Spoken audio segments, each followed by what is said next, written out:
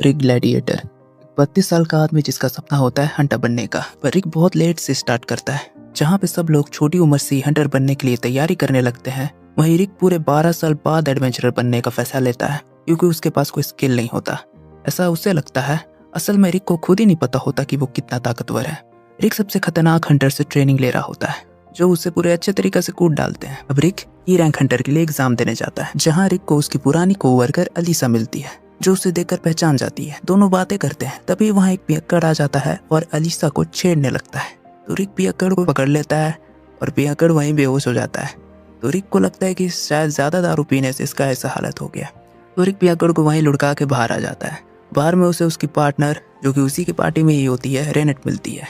वो पूछती है क्या तुमने अपना एडमिट कार्ड ले लिया? पर भाई हमारी रिक की नजरें तो कहीं और ही हैं। भाई मर्द जात कभी नहीं सुधर सकता। अब रिक एग्जाम देने चला जाता है, जहाँ पे मेजरमेंट चल रहा होता है। अब मैजिक मेजरमेंट स्टार्ट होता है। सबके रैंक को नापा जाता है, उसके हिसाब से उन्हें मैजिक का रैंक मिलता है। पर हमारे रिक भैया का रैंक सबसे कम आया होता है F-, जिसे देखकर वहाँ पे सारे एडवेंचरर हंसने लगते हैं। अब रिक वहाँ से चला जाता है, ये सोचते हुए कि शायद वो सबसे कमजोर है। उधर रिक के जाने के बाद जिस मैजिक क्रिस्टल से रिक के मैजिक को मेजर किया गया था, वो ब्रेक हो जाता है। अब सेकेंड टेस्ट में हर पार्टिसिपेंट्स को एक स्लाइम बैग पर हमला करना होता है, जिससे उन सबकी स्ट्रेंथ को मेजर कर सके। तभी रिक को याद आता है उसने गोल्डन स्लाइम बैग पर ट्रेनिंग की थी, जो कि ड्रैगन दांत जितना मजबूत होता है, और उसने एक दिन में पूरे 50,000 पंचेस मारे होते हैं। ये सब सोचकर इसका हालत खराब हो ही रहा होता है। तभी टेस्ट शुरू हो जाता है और सभी अपने स्ट्रेंथ दिखाने लगते हैं। और फिर एक नोबल फैमिली का छुटकू, जिसका नाम होता है रीड डेयरमूथ, अपनी पावर्स को शो ऑफ करने लगता है। और आसपास के लोग अपने में बात करने लगते हैं कि ये लड़का 11 साल की उम्र में ही सी रैंक इतना स्ट्रांग था। तभी ये छुटकू अपने फायर मैजिक से स्लाइम बैग पे हमला करता है और आसपास के लोग देखते रह जाते हैं। और रिक भी सोचने लगता है क्या ये थर्ड नेचर मैजिक था? और ट्रेनिंग के दौरान जो फायर मैजिक मुझ पर यूज हुआ था, उसे तो मैं मर ही गया था। क्या इस छुटकू ने जानबूझकर अपने फायर मैजिक को कंप्रेस किया? वाह, ये तो सच में जीनियस है। पर असल में इस छुटकू के पास इतनी ही पावर होती है कि ये इतना छोटा फायर बॉल बना पाए। अब रिक की बारी आ जाती है। तभी ये बुढ़ाऊ एग्जामिनर बोलता है, रुको, यहाँ पे लिखा है कि तुमने एडवेंचरर की जिंदगी 30 साल होने पर शुरू करी है। तुम्हें पता है ना, अगर यंग एज से ही हम माना को ट्रेन नहीं करेंगे तो तुम्हारा एक लिमिट के बाद माना हमेशा के लिए चला जाएगा, और इसी वजह से तुम्हारा माना मेजरमेंट बहुत खराब आया है। मेरे हिसाब से तुम्हें एडवेंचरर बनने पे गिव अप कर देना चाहिए। पर रिक अपने मन में सोचता है कि ये सब मुझे पहले से ही पता है। पर इसमें गलती क्या है? किसने तय किया कि किसी एक एज में एडवेंचरर बन सकते हैं? क्या कोई लेट स्टार्ट नहीं कर सकता? या ज्यादा एज होने के बाद कोई सपने नहीं देख सकता? मुझे नहीं फर्क पड़ता है कि मैं कितने साल का हूँ, मैं एडवेंचरर बन के रहूंगा। और फिर रिक उस स्लाइम बैग पे पंच कर देता है और स्लाइम बैग को पूरा फाड़ देता है और उसके आगे दीवार को भी तोड़ देता है। और ये देख के सबके रोंगटे खड़े हो जाते हैं। और नोबल फैमिली का छुटकू सोचने लगता है कि ये आदमी किधर से आ गया? यहाँ तो मैं शो ऑफ करने वाला था, पर कोई बात नहीं, यहाँ ये तुक्के से पास हो गया। और डिफेंस मैजिक में मैं अपना कमाल दिखाऊंगा। पर डिफेंस मैजिक में भी रिक आसानी से पास कर लेता है और ये छुटकू देखता रह जाता है। वहाँ एग्जामिनर बोलता है कि तुम सच में बड़े कमाल के हो। एग्जामिनर अपनी पूरी स्ट्रेंथ से रिक पर हमला कर देता है और उसके हमले से वहाँ का बैरियर टूट जाता है। तब एक फर्स्ट रैंक रॉयल नाइट धमाके को सुनकर वहाँ आ जाता है और इसके बारे में पूछने लगता है। तब एक एग्जामिनर उसे सब कुछ बताती है और ये सुनकर वो पूरी तरह चौंक जाता है। और उससे पता चलता है कि रिक 32 साल का एडवेंचरर है, जो 14 साल पहले एक गिल्ड में रिसेप्शनिस्ट था। अब रिक अपना फाइनल रिटन एग्जाम भी दे चुका होता है। इधर रेनेट रिक से पूछती है, तुम्हारा फाइनल रिटन एग्जाम कैसा गया? तो रिक कहता है, मुझे पक्का भरोसा है कि मैं टॉप करूंगा, क्योंकि मैं 14 सालों से गिल्ड में ही तो काम कर रहा था। पर मुझे सबसे चिंता तो पहले टेस्ट की है, क्योंकि मेरा माना F- आया है। फिर रेनेट कहती है कि तुम चिंता मत करो, तुमने इतने सालों तक मेहनत की है तो सब अच्छा ही जाएगा। तभी नोबल फैमिली का छुटकू वहाँ आ जाता है। तो रिक कहता है, क्या तुम खो गए हो छुटकू? क्या मैं तुम्हारी मम्मी पापा को ढूंढने में मदद करूँ? छुटकू कहता है, मुझे बच्चा मत समझो, और तुमने सब कुछ बिगाड़ दिया है। इस एग्जाम में मुझे बेस्ट दिखना था, पर सब सिर्फ तुम्हारी बातें कर रहे हैं। तो इसके लिए रिक माफी मांगने लगता है। और तभी छुटकू की बड़ी बहन एंजेलिका वहाँ आ जाती है और ये छुटकू रोने की एक्टिंग करते हुए उसे कहता है कि रिक मुझे बुली कर रहा है, और रिक को 40 साल का बुढ़ाऊ कह देता है, जिसे सुनकर रिक तो पूरी तरह बौरा जाता है। दोनों बहस करने लगते हैं। तभी एंजेलिका अपने ग्लव्स को फेंक के रिक को फाइट के लिए चैलेंज करती है और उसके ग्लव्स को उठाकर उसे गंदा करने के लिए मना करता है रिक। पर यह मंदबुद्धि अनजाने में चैलेंज एक्सेप्ट कर लेता है। इधर फाइट शुरू होने वाली थी। एंजेलिका एक शर्त रखती है कि जो हार जीतने वाले का सर्वेंट बनेगा। रेनेट रिक को बताती है शायद एंजेलिका B रैंक हंटर जितनी पावरफुल है, जिसे सुनकर रिक फिर से बौरा जाता है। रेनेट कहती है हिम्मत मत हारो, आखिर तुम और मैं कॉन्टिनेंट के सबसे स्ट्रॉन्गेस्ट पार्टी के मेंबर हैं। ये सुनकर रिक में कॉन्फिडेंस आता है। अब एंजेलिका बहुत रफ्तार से हमला करती है। वो लाइट की स्पीड से हमला करती है पर रिक उसे डॉच कर लेता है क्योंकि रिक को स्लो मोशन में दिख रहा होता है सब कुछ। एंजेलिका को समझ नहीं आता वो ऐसे कैसे कर रहा है। कोई अव्वल दर्जे का नाइट भी इस मूव से नहीं बच सकता। अब रिक आखिर में जमीन पर एक पंच मारता है और पूरा ग्राउंड टूट जाता है। ये देखकर एंजेलिका के टोटे उड़ जाते हैं। अब रिक सीरियस हो जाता है पर एंजेलिका सरेंडर कर देती है। वो कहती है मैं तुम्हें इस बार जीतने देती हूँ। रिक उसे शर्त याद दिलाता है लेकिन एंजेलिका भाग जाती है। रेनेट बताती है कि तुम्हारे सीनियर्स भी यहाँ आ रहे हैं। ये सुन के रिक की फट जाती है। अब टेस्ट के रिजल्ट अनाउंस होते हैं। इस टेस्ट में पास होने वाले मॉक बैटल में जाएंगे। रिक काफी परेशान दिखता तो रेनेट उसे तसल्ली देती है।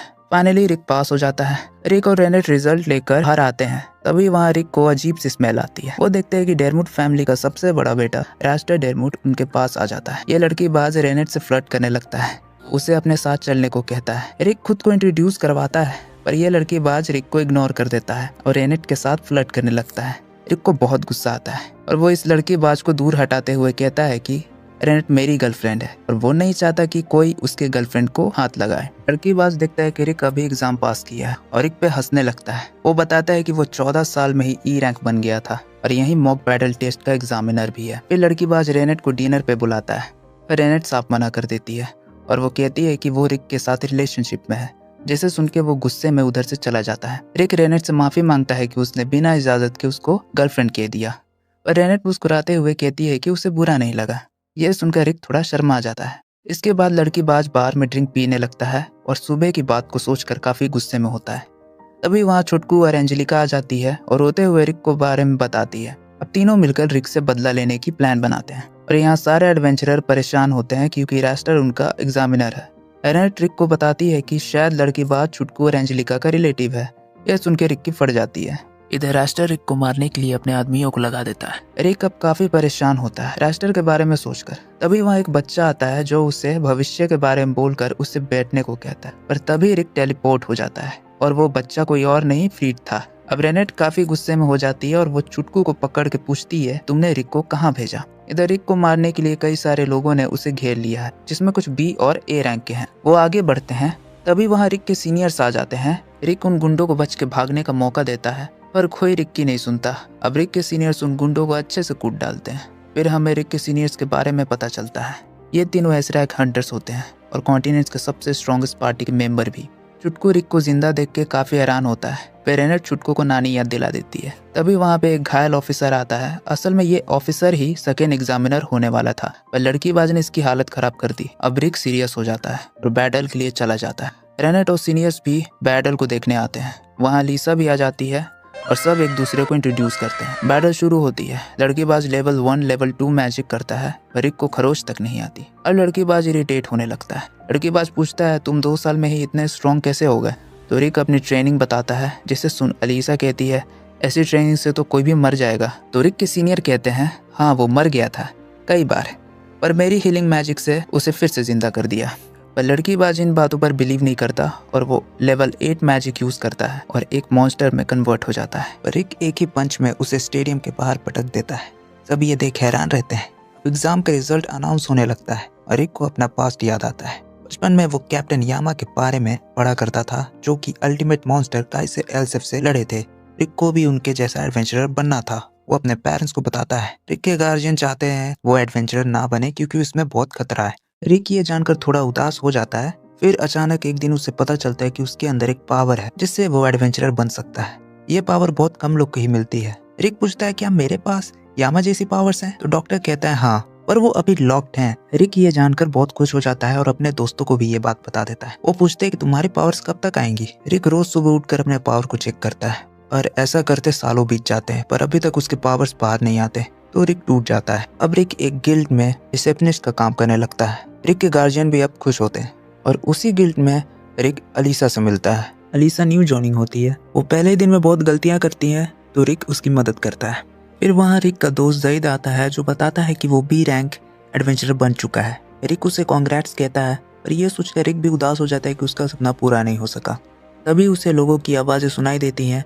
वो देखता है शहर में काफी बड़ा एक मॉन्स्टर घुस गया है। उस मॉन्स्टर की नजर एक लड़की पर पड़ती है तो रिक उसे बचाने आगे बढ़ता है। पर उस लड़की ने पलक झपकते ही उस मॉन्स्टर के टुकड़े कर दिए थे। ये देखकर रिक हैरान हो जाता है। तब पता चलता है कि यह लड़की कोई और नहीं बल्कि रेनेट थी, जो कि एक एस रैंक एडवेंचरर है। रिक उसके रैंक को सुनकर शॉक हो जाता है। रिक उससे पूछता है कि बचपन से मेरा सपना है कि मैं एक एडवेंचरर बनूं, लेकिन अब तक मेरे पावर्स एक्टिवेट नहीं हुए। तो आपको क्या लगता है, मैं एडवेंचरर बन पाऊंगा? रेनेट बताती है उसके चांस 0% है, जिसे सुनकर वो फिर से निराश हो जाता है, लेकिन वो जताता नहीं है। हालांकि रिक मजाक में ही रेनेट को डेट पे चलने के लिए कहता है और रेनेट भी हाँ कह देती है। अगले दिन रिक खुशी से पगला जाता है। रात होते ही वो रेनेट से मिलने जाता है, पर तभी मॉन्स्टर्स आ जाते हैं। कबाब में हड्डी, पर रेनेट सभी मॉन्स्टर को मसल कर रख देती है। पर तभी उसे एक ह्यूज प्रेशर फील होता है, जो कि एक ड्रैगन का था। रेनेट अपनी लिमिट तक पहुंच गई थी। यहाँ रिक के दोस्त उसकी मदद के लिए आ गए थे, पर उनके अटैक्स ड्रैगन पर असर नहीं कर रहे थे, तो सब भागने की कोशिश करते हैं, पर ड्रैगन सबको अपने बैरियर में कैद कर लेता है। सब परेशान हो जाते हैं। तभी रिक आगे बढ़ता है तो ज़ैद बोलता है, अबे तू क्या करने जा रहा है?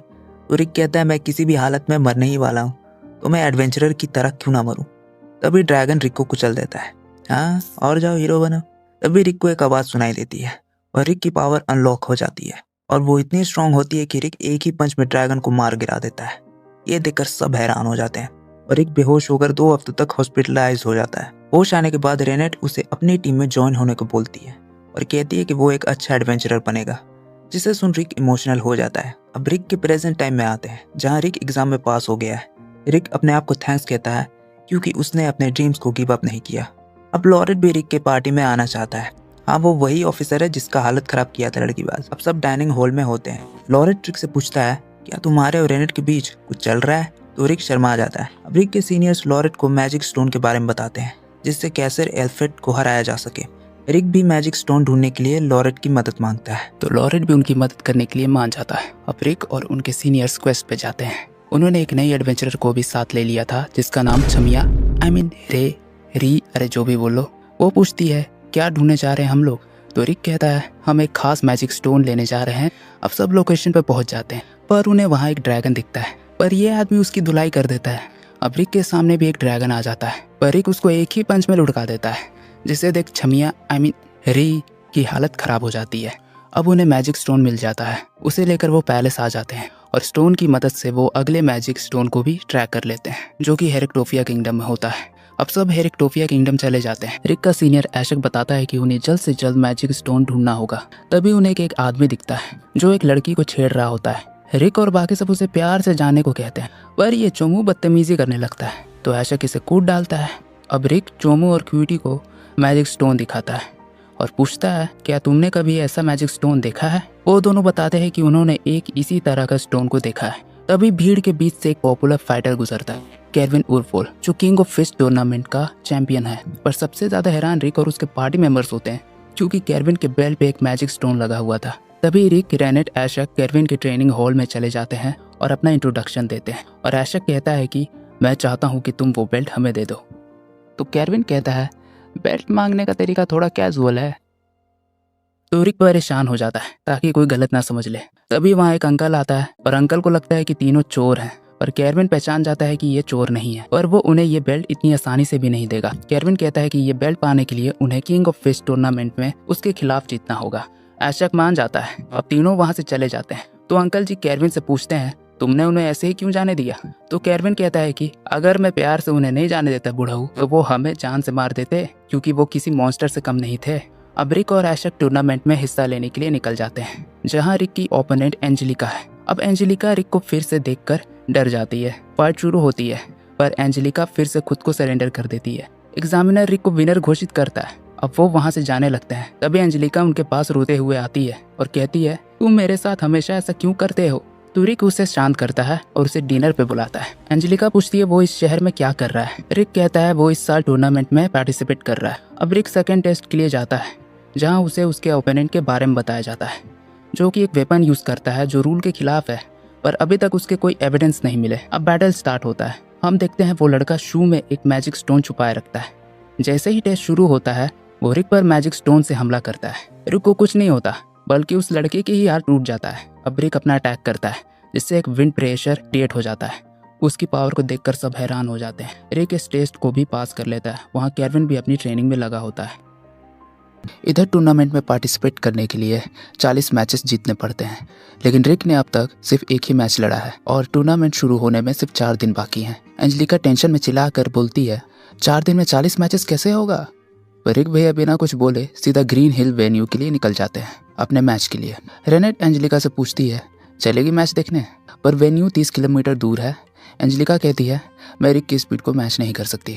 तब रेनेट एंजेलिका को गोदी में उठा के छप्पर फाड़ के वेन्यू की तरफ बढ़ने लगती है। एंजेलिका की हालत खराब हो जाती है, वो मैच देख ही नहीं पाती। इधर रिक तेजी से सारे मैचेस जीतता जाता है और 4 दिन में अपने 40 मैचेस कंप्लीट कर लेता है। इधर एंजेलिका और रेनेट लड़कियों वाली बातें कर रही होती हैं। तभी वेन्यू स्टाफ उनसे मदद मांगता है क्योंकि उनके पास स्टाफ की कमी है। इधर वेस्टर्न लीग का चेयरमैन स्नैप रेजरेक्ट रिक से मिलने आता है। तभी एक आदमी स्नैप को बताता है कि एंजेलिका यहाँ नहीं है। रिक पूछता है, तुम एंजेलिका को कैसे जानते हो? स्नैप बोलता है, we are very close brother. वो रिक को बताता है कि वो भी एक फाइटर को टूर्नामेंट में भेज रहा है। दूसरी तरफ एंजेलिका और रेनेट बनी कॉस्ट्यूम में कस्टमर्स को बुला रही है।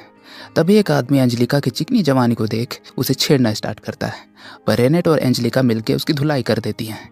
तब रिक आता है और एंजेलिका रिक को देख के ब्लश करने लगती है और रिक रेनेट को देख के थोड़ा हिल जाता है। फिर रिक एंजेलिका को स्नैप के बारे में बताता है, लेकिन एंजेलिका कुछ नहीं कहती। अगले दिन एंजेलिका का मैच होता है। पहले वो जीत जाती है, लेकिन दूसरे मैच में वो पूरी तरह हार जाती है। अब एंजेलिका मायूस होती है। रिक उससे बात करने जाता है, पर एंजेलिका वहाँ से चली जाती है। पर रिक भी पीछे पड़ा रहता है, तो एंजेलिका फिर सब कुछ बताती है। वो बताती है स्नैप उसका फियांसे है। एंजेलिका के पेरेंट्स के डेथ के बाद उसके कंजूस दादा ने स्नैप से डील कर ली थी। स्नैप डेरवुड फैमिली को बहुत सारे फंड्स देगा, बदले में एंजेलिका से शादी करानी होगी। ये दर्द भरी कहानी सुन के रिक का रिएक्शन कुछ ऐसा होता है। तभी एक होटल से आवाज आती है। स्नैप का छोटा भाई ग्रेट वहाँ लड़कियों से बदतमीजी कर रहा होता है। एंजेलिका उसे रोकती है। ग्रेट उस पर हाथ उठाता है, लेकिन रिक बीच में आ जाता है। स्नैप आके सबको शांत कराता है, लेकिन एंजेलिका के मन में आग लग चुकी होती है। अब एंजेलिका डिसाइड करती है वो टूर्नामेंट किसी भी हाल में जीतेगी, वरना स्नैप से शादी करनी पड़ेगी। रिक कहता है, तो ठीक है, अब से मैं तुम्हें ट्रेन करूंगा। एंजेलिका की ट्रेनिंग स्टार्ट होती है, लेकिन ये ट्रेनिंग कम टॉर्चर ज़्यादा लगता है। वो डर के मारे छुप जाती है, लेकिन रिक उसे ढूंढ निकालता है और ट्रेनिंग देता है। रेनेट भी ट्रेनिंग में ज्वाइन करती है और एंजेलिका को एक खास टेक्निक सिखाती है। अगले दिन मैच होता है। एंजेलिका बड़ी डरावनी लगती है। वो ओपोनेंट को एक ही अटैक में हरा देती है, लेकिन उसकी हरकतें इतनी अजीब होती हैं कि वो खुद ही शर्मिंदा हो जाती है। तभी रिक के सीनियर्स आते हैं और एंजेलिका को मोटिवेट करते हैं। अब ऑफिशियल मैच शुरू होता है। पहले राउंड में सब जीत जाते हैं। फिर आता है एंजेलिका वर्सेस ग्रीड का बैटल। एंजेलिका फुल पावर से अटैक करती है, लेकिन ग्रीड पर उसका कोई असर नहीं होता। फिर वो रेनेट की स्पेशल टेक्निक से वार करती है। ग्रीड को डैमेज होने लगता है। अब ग्रीड गुस्से में हो जाता है और एंजेलिका पर अटैक करता है। एंजेलिका भी हार नहीं मानती और अटैक करती है, पर ग्रीड एंजेलिका के मूव्स को पहचान लेता है, जिससे एंजेलिका के अटैक्स बेकार हो जाते हैं। एंजेलिका अब काफ़ी घायल हो गई थी। ग्रीड उसके पेरेंट्स की बेइज्जती करने लगता है। ग्रीड एंजेलिका को बहुत बेरहमी से मारने लगता है। एंजेलिका में अब लड़ने की ताकत नहीं होती, पर ग्रीड उसे मारने के लिए आगे बढ़ता है। रिक चिल्लाते हुए कहता है, अब बस करो, मैच खत्म हो चुका है। पर ग्रीड नहीं सुनता। ग्रीड एंजेलिका पे अटैक करने ही वाला होता है, तभी रिक अपने जूते को फेंक के उसे रोक देता है। एग्जामिनर अनाउंस करती है कि ग्रीड इस राउंड का विनर है।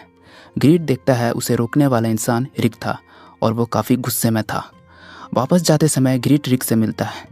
रिक उसे वार्न करता है कि वो उसे मैच में सबक सिखाएगा सब लोगों के सामने। अब रिक भी अपना दूसरा राउंड कंप्लीट कर लेता है। इसी तरह एशैक और केरविन भी फिनिश कर लेते हैं। अब सेमीफाइनल्स में जाने वाले सिर्फ यही 4 लोग होते हैं। एंजेलिका रिक से मिलने जाती है और मायूस होकर कहती है कि उसने रिक का ट्रेनिंग बर्बाद कर दिया। वो माफ़ी मांगती है कि वो जीत नहीं पाई, पर रिक कहता है इसमें तुम्हारी कोई गलती नहीं है, बल्कि गलती तो मेरी है। मुझे ग्रिड के बारे में पता चलने के बाद अगर तुम्हें मैं अच्छे से ट्रेनिंग दिया होता तो ऐसा कुछ नहीं होता। प्लीज़ मुझे माफ़ कर दो। फिर रिक कहता है अगला मैच तुम ध्यान से देखना, मैं तुम्हें दिखाऊंगा कि ट्रेनिंग के आगे क्या है। अब सेमीफाइनल्स में ग्रीड वर्सेस रिक का बैटल होता है। ग्रीड एंजेलिका के बारे में बुरा भला कहता है तो रिक गुस्से में उसे एक पंच मारता है और ग्रीड ज़मीन पर जा गिरता है। अब ग्रीड की सटक जाती है। वो रिक पर हमला करता है पर रिक उसे रोक लेता है। एंजेलिका ये देख हैरान रहती है। दोनों में घमासान फाइट होने लगती है।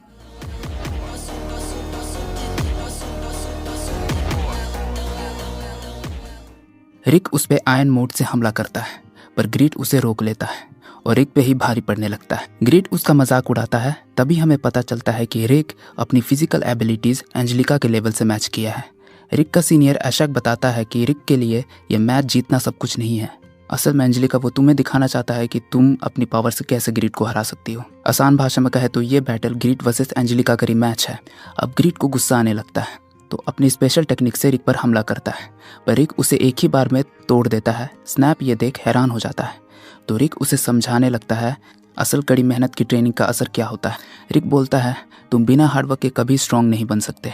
ये छिपकली अब इरिटेट होने लगता है और खुद को एक ड्रैगन जैसे मॉन्स्टर में कन्वर्ट कर लेता है। रिक भी अब सीरियस हो जाता है और एंजेलिका के टेक्निक से ही छिपकली को मारने लगता है। अब रिक आखिर में एंजेलिका के स्पेशल टेक्निक से ग्रीड को हरा देता है। यह मैच रिक जीत जाता है और एंजेलिका को एक थम्स अप करता है। स्नैप को यह सब हजम नहीं होता है। इधर एंजेलिका रिक को थैंक्स कहती है और वादा करती है अगले साल मैं और स्ट्रांग बनूंगी। ग्रीड की हार के बाद स्नैप एंजेलिका से शादी भी नहीं कर सकता। अब आखिरी सेमीफाइनल मैच एशक वर्सेस केरविन बैटल शुरू होता है। केरविन एशक पर हमला करता है पर एशक को घंटा कुछ फर्क नहीं पड़ता, बल्कि एशक तो अपनी जगह से हिलता भी नहीं है। तभी मैच के बीच ग्रीड अपना होश खोकर ऑडियंस पे अटैक करने लगता है, पर केरविन इस छिपकली को एक ही पंच में वापस उसके बिल में भेज देता है। अब लोगों को घायल होने की वजह से मैच को पोस्टपोन कर दिया जाता है। हम देखते हैं रिक जॉगिंग पे जाता है। वहाँ उसे केरविन मिलता है जो कल के बैटल के लिए ट्रेनिंग कर रहा होता है। केरविन रिक को भी अपनी ट्रेनिंग में शामिल कर लेता है। दोनों बातें करते हैं। केरविन रिक को अपने बारे में बताता है असल में उसे फाइट करना पसंद है। उसके लिए हार या जीत मायने नहीं रखती, पर जब से वो हेरेक्टोफिया किंगडम आया है वो हर फाइट जीतता ही जाता है और ऑडियंस भी केरविन को हमेशा जीतता देख बोर होने लगती थी। तो केरविन बैटल में अब जानबूझकर खुद को हर्ट करने देता है जिससे ऑडियंस को मजा आए। इसका ये आइडिया काम भी करता है, ऑडियंस को मजा आने लगता है। पर केरविन बोलता है कि अब तक उसे कोई ऐसा ओपोनेंट नहीं मिला है जिससे वो अपने पूरे स्ट्रेंथ से लड़ सके। रिक उसकी फीलिंग्स समझता है और कल के लिए ऑल द बेस्ट कहकर चला जाता है। अगले दिन बैटल शुरू होती है। केरविन एशक पर हमला करता है पर एशक आसानी से डॉज सारे अटैक कर लेता है। एशक समझ जाता है कि केरविन अपनी पूरी स्ट्रेंथ से नहीं लड़ रहा, तो एशक उसे भड़काते हुए कहता है कि मैं अपने जगह से बिना हिले सिर्फ अपनी 2 उंगलियों का इस्तेमाल करके ही तुम्हें हरा सकता हूँ। यह सुन के केरविन को गुस्सा आता है तो वो एशक पर पंचेस थ्रो करता है। एशक सीरियसली अपने 2 फिंगर से ही केरविन को उठा के पटक देता है। अब केरविन अपने मन में सोच रहा होता है कि अगर वो अपनी पूरी स्ट्रेंथ से लड़ रहा होता तो उसे मज़ा आ रहा होता, क्योंकि मैं तुम्हारे जैसे आदमी से ही लड़ना चाहता था। तभी केरविन के टीचर पीछे से डांटते हुए कहते हैं कि वो सब जानते हैं, तुम बस लड़ने की एक्टिंग कर रहे हो। केरविन का टीचर कहता है कि उसका सपना है कि सबसे स्ट्रांग फाइटर को ट्रेन करना। मैंने अपनी पूरी ज़िंदगी इस सपने को पूरे करने में बिता दी है। मैं जानता हूँ तुम स्ट्रांग हो, इसलिए मैं चाहता हूँ कि तुम अपनी पूरी स्ट्रेंथ से लड़ो केरविन। केरविन भी अब पूरी स्ट्रेंथ से लड़ने के लिए रेडी हो जाता है। अब होती है असली फाइट शुरू।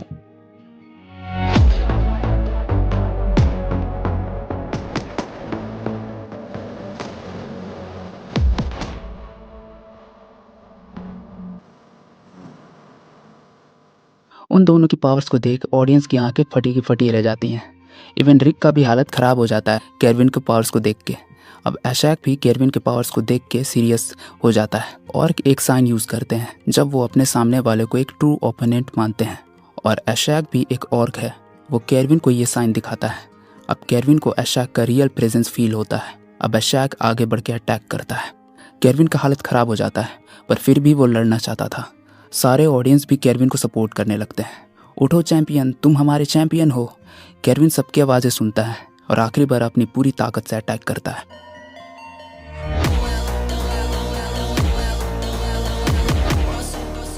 पर अफसोस एशक को कुछ नहीं होता। अब एशक अपने फाइनल ब्लो से केरविन को ग्राउंड पर गिरा देता है, पर हारने के बावजूद भी केरविन के चेहरे पर स्माइल थी, क्योंकि वो पहली बार किसी से अपनी पूरी स्ट्रेंथ के साथ लड़ा है। एशक जीतने के बाद रिक से कहता है फाइनल मैच के लिए तैयार रहना। यह सुन के रिक की हालत टाइट हो जाती है।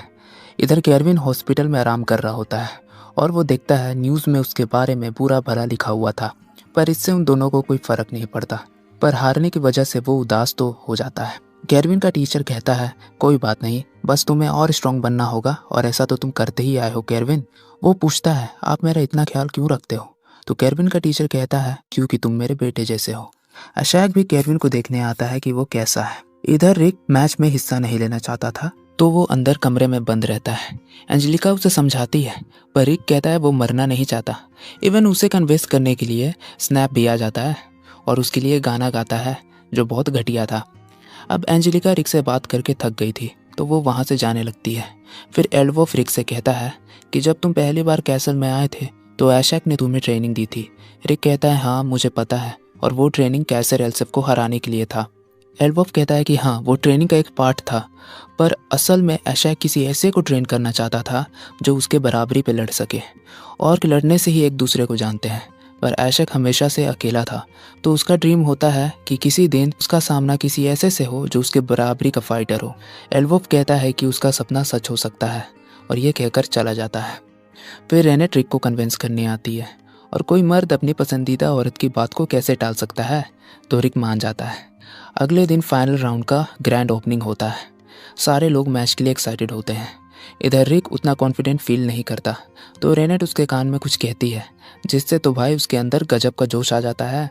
अरीना में रिक एशक से कहता है कि सेंसे मैं इस फाइट के लिए अपनी पूरी जान लगा दूंगा। एशक भी कहता है कि हाँ मुझे भी यही देखना है। इधर फाइट को देखने के एडविन भी आया हुआ होता है। अब होती है फाइट शुरू।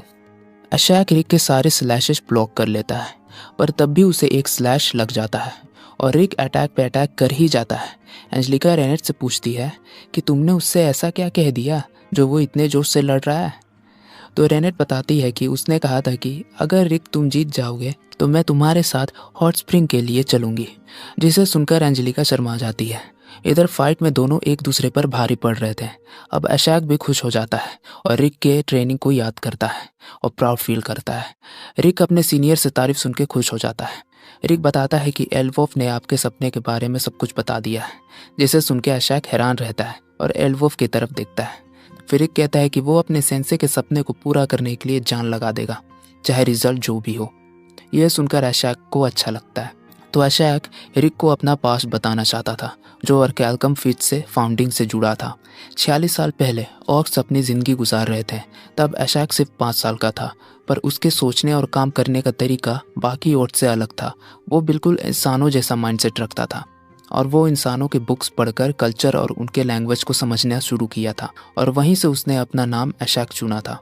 ऑक्स खुद में लड़कर एक दूसरे को जानते हैं, पर एशक ऑक्स की ज़िंदगी बेहतर करने के लिए उन्हें बात करना, घर बनाना और बाकी सब कुछ सिखाया। और ऐसा करते ऑक्स एशक को गॉड मानने लगते हैं और उससे दूर होने लगते हैं, यहाँ तक कि उनके पेरेंट्स भी। एक दिन बहुत तेज़ तूफान आया होता है। एशक लकड़ियाँ लेकर घर आता है, तो वो देखता है कि सारे ऑक्स तूफान की वजह से चल बसते हैं। अब एशक और अकेला हो जाता है। इसके बाद एक दिन वो जंगल में बैठा हुआ होता है, तभी एक एडवेंचरर उस पर हमला कर देता है, पर एशक उसके अटैक को डॉज कर लेता है। वो एडवेंचरर ये देखकर हैरान था कि एक ऑर्क बुक पढ़ रहा है और बात भी कर रहा है। अब वो एशक के बारे में जानना चाहता था। दोनों बातें करने लगते हैं। एशक का सपना है उसे कोई ऐसा मिल जाए जो उसके बराबरी पर लड़ सके, और उस एडवेंचरर का सपना है काइसर को हराना। वो दोनों डिसाइड करते हैं कि अपने ड्रीम्स को पूरा करेंगे, और इसी तरह और कैल्कम फिस्ट गिल्ड का शुरुआत होता है। और उस गिल्ड में कई स्ट्रॉन्ग मेंबर ज्वाइन हुए, और सबकी एबिलिटीज़ अलग होती है, पर कोई एशक की बराबरी नहीं कर पाया। रिक ये सब सुन के अपनी ट्रेनिंग याद करता है, जिस ट्रेनिंग में एशक रिक के लिए अपना सारा वक्त दिया और उसकी हर हालत में मदद की। तो रिक सोचता है अब तक वो जिस तरीके से अपने सेंसे से लड़ रहा था, क्या वो सही था। एशक रिक को क्वार्टर थम्स के बारे में भी बताता है। ऑक्स ये साइन तब यूज़ करते हैं जब वो डिफेंस छोड़कर सिर्फ अटैक पर फोकस करते हैं, तो रिक यही साइन दिखाकर डिक्लेयर करता है कि अब वो सिर्फ लड़ने पे फोकस करेगा। ये देख के सब हैरान हो जाते हैं। रिक को लगता है कि वो रेनेट के साथ हॉट स्प्रिंग में नहीं जा सकता, तो उसे सॉरी कहता है, पर रेनेट को रिक की यही एटीट्यूड अच्छी लगती है। इसके बाद वो दोनों डिक्लेयर करते हैं कि वो पूरी ताकत से लड़ेंगे।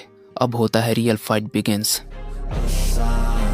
I wanna be the greatest. Everybody on the fake shit. I look around and feel like everybody is the fakest. I make this every day and I'm impatient, hoping one day I blow up from the basement. Statement, the top is so vacant. I don't hear shit that I think is amazing. Waiting for my day when I'm playing sold out shows for 1,000. रिक और एशक को अब किसी का डर नहीं था, तो वो पागलों की तरह लड़ते हैं। एल्वोफ ऑडियंस के भलाई के लिए उन्हें स्टेडियम के बाहर टेलीपोर्ट कर देता है, क्योंकि फाइट बहुत ही इंटेंस होता है। ऑडियंस कुछ समझ नहीं पाती कि यहाँ क्या चल रहा है। इधर एशक को भी मज़ा आने लगता है कि कोई उसके लेवल पे लड़ पा रहा है। एशैक रिक को एक पंच करता है जिससे स्टेडियम ही टूटने लगता है। रिक अब बुरी तरह घायल हो चुका था। रिक सोचता है क्या यही उसकी लिमिट है, क्या सेंसे से सेटिस्फाइड है। रिक हिल नहीं पा रहा होता है तो एंजेलिका को लगता है कि वो हार गया, पर रिक के सीनियर्स कहते हैं नहीं, वो हारा नहीं है। इधर रिक ये सोचता है क्या वो अब भी सेंसे के बराबर का नहीं है, अगर थोड़ा और एफर्ट करूं तभी रिक की स्किल एक्टिवेट हो जाती है। यह है रिक की इनबॉर्न स्किल रेकलेस सोल। इसे देख एशैक भी शॉक हो जाता है और एंजेलिका केरविन भी। एंजेलिका पूछती है जब रिक के पास स्किल थी तो वो पहले ही इसे एक्टिवेट क्यों नहीं किया। तो रेनेट उसे बताती है ये स्किल तभी एक्टिवेट होती है जब रिक ऐसे स्टेट में हो जहां वो एकदम मौत के करीब हो। अब रिक अटैक कर ही जाता है। एशैक भी समझने लगता है रिक उसके सपने को पूरा करने के लिए खुद को इतना पुश किया, और वो रियलाइज़ करता है कि वो अकेला नहीं था, उसके साथ उसके दोस्त थे। वो दोनों अब अपनी लिमिट पे पहुंचने वाले थे। केरविन बोलता है अगले हमले से सब डिसाइड हो जाएगा। अब दोनों फाइनल अटैक करते हैं।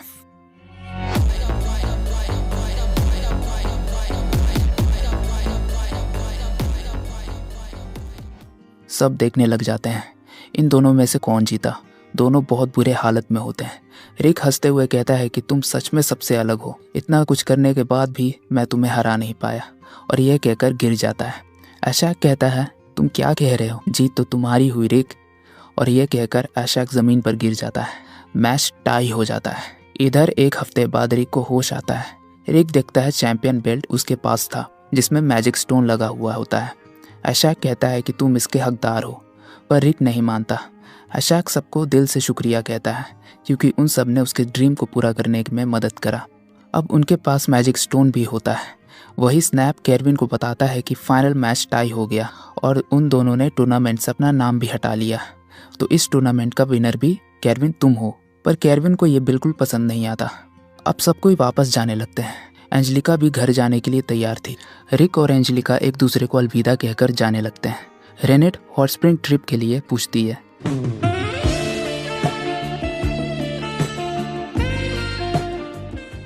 जिससे रिक शर्मा जाता है। अब रिक सोचता है बहुत समय लगा पर मेरा एडवेंचर बनने का सपना सच हो गया, पर यह अभी एंड नहीं है। मेरा अगला सपना मेरे लिए इंतज़ार कर रहा है। और इसी के साथ ये सीरीज़ ख़त्म होती है।